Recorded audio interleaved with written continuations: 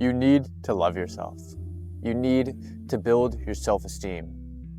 And the first part of all this comes with understanding one simple truth, that no matter how much you try, it cannot come from outside of you.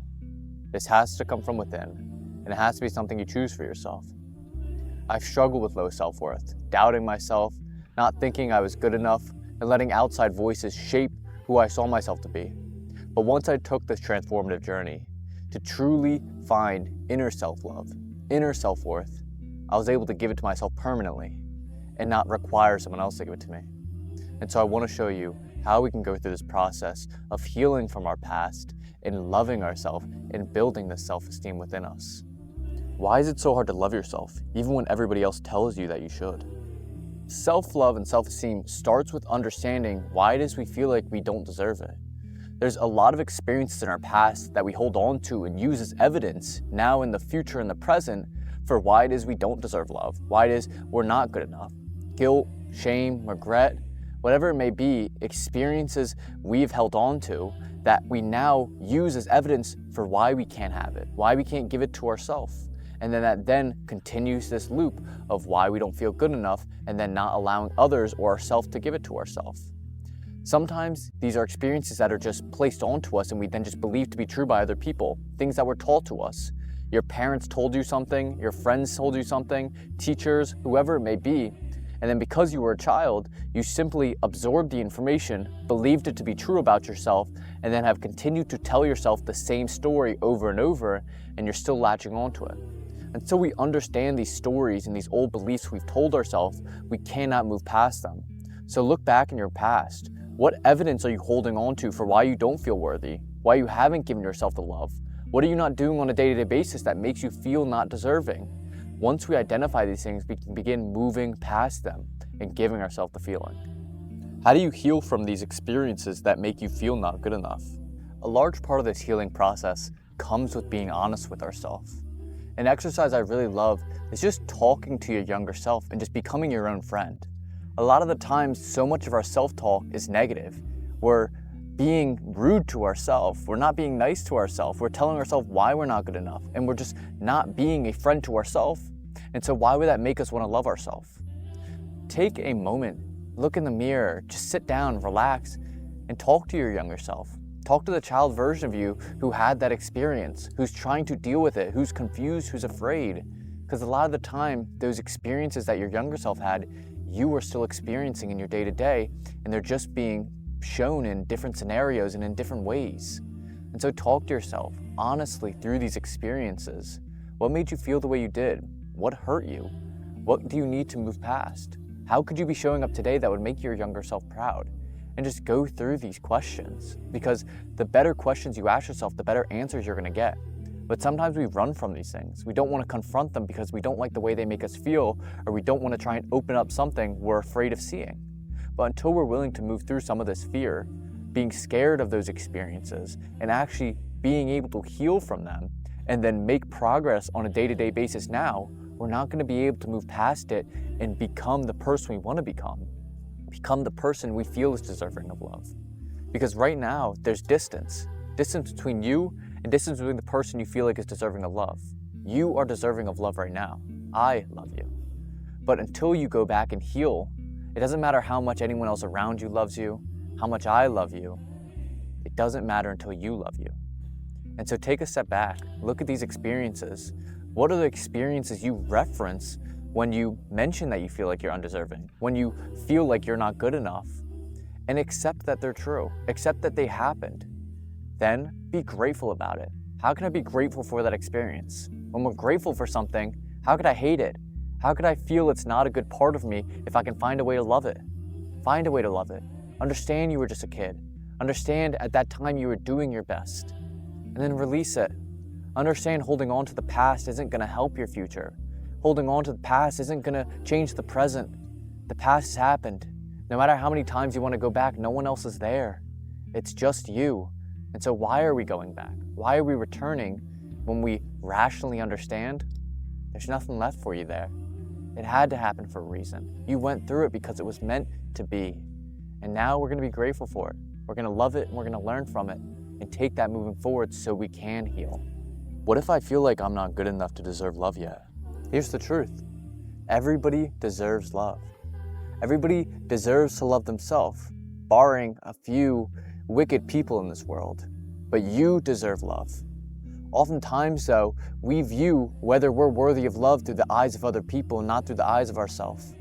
You're deserving of it. You are. But you're so worried about living up to the expectations of others, finding why you're valuable in their eyes that you don't even look why you're valuable in your eyes. Find love within yourself. Find what makes you valuable to you and live that day by day. When you start living in that alignment, you'll feel it. It'll be so much easier.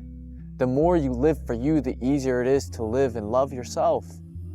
But the longer we try and live for other people, for love that's not ours, and for things external to us, we won't feel it. It'll continue to run from us because we're chasing it. Let it come to you.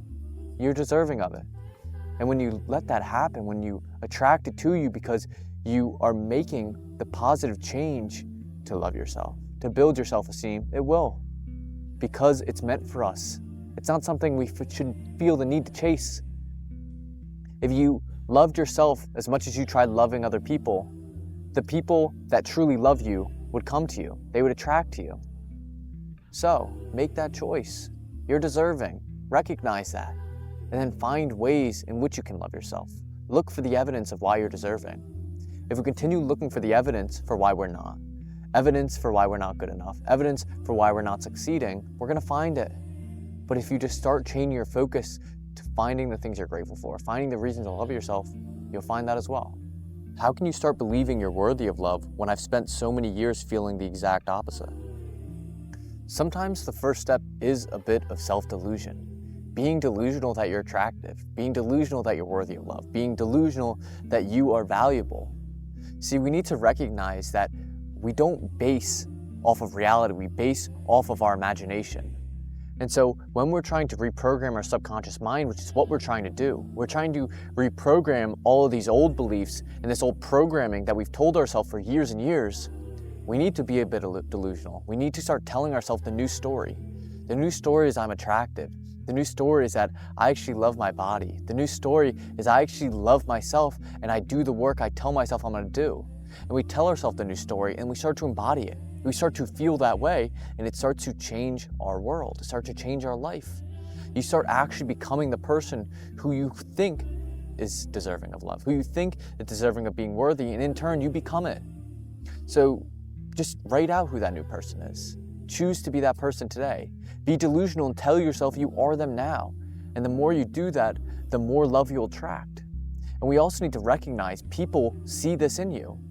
It's not that we think someone's attractive simply just because they are. We think they're attractive because they know they're attractive. Yes, there are some people who are just naturally very attractive, naturally have some of these traits. But say, for example, a guy walks in a room and there's a bunch of women and he's not confident, he doesn't think he's attractive, he's scared, he doesn't feel good about himself and he has low self-worth. Even if he is super attractive, they may not find him attractive because of those traits that he's embodying. But when you embody feeling attractive, when you embody confidence, when you embody these feelings that you want to feel, people will see it off of you, they'll feel it off of you. It vibrates off of you. There's experiences where I've seen people walk into a store, walk into a room, and they're happy, they're smiling, they're saying hi to everybody, and they just feel like a warm person. They feel like a person you want to get to know. But the person that then walks in, has their shoulders slumped, doesn't want to look at anybody in the eyes, doesn't say hi to anybody, even if they might look like a friendly person, they're not acting like one. We base so much off of how we act, off of what we embody, not by what we are.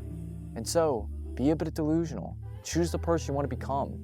Everybody who's been successful had to be delusional enough that they would succeed without evidence. And so be delusional enough that you are worthy of love. You are worthy of having high self-worth, and you'll find evidence to support it, or will create it. How can self-love actually transform your life? Showing up with self-love can create some real, lasting changes in your life. Creating healthier relationships, healthier habits, and just healthier ways of operating in your day-to-day. Setting better boundaries. I guarantee if you started loving yourself more and started doing things because you love yourself, your life would transform in such a positive way. because you wouldn't be acting out of fear, acting out of anger, acting out of shame or regret, these lower emotions. You'd be operating out of higher emotions, out of love, out of joy, out of the feelings you truly want to feel, the real you. The real you loves, the real you feels loved, the real you gives love. This is the highest emotion we can feel. And when you do your day-to-day actions with love, when you operate with love, when you feel love, you attract it to you. And just recognize, sometimes even when you don't fully feel it within, the external love you're receiving is a reflection of the internal love you're cultivating. And so the more you work to give it to yourself, the more you'll see it around you. When we're angry and we start being angry externally, we find more reasons to be angry. Again, we talked about this. We find exactly what we're looking for. We find whatever we're focusing on, whatever we feel. So when we feel angry, we'll find more things to be angry about, and then we'll attract anger outside of us. And so imagine if you just felt loved. Imagine if you felt love for yourself and love for others. I guarantee you'd start getting more compliments. You would start seeing more people come up to you. You would start living a better life, not because you became a different person, but because you became the real you. And that's what's valuable. Recognize that you are deserving of love. I love you. There are so many people that love you without you even knowing it. And so, just start giving it to yourself. Because of course there's the external. Of course there's people around you who want to love you. And there's people who truly do. I know there are. But until you give it to yourself, you'll never fully feel it. Until you're able to give it to others and give it to yourself, how can you fully know the feeling? And so just start with it. Everybody here loves you. Everybody watching this loves you. I love you. And so I want you to give it to yourself. I want you to feel it. Because when you do, your life won't be the same. My life has not been the same. And I want you to feel this feeling. Feel the feeling of peace. Feel the feeling of joy. Feel the feeling of what everlasting love for life can be. It doesn't have to be a loop of suffering.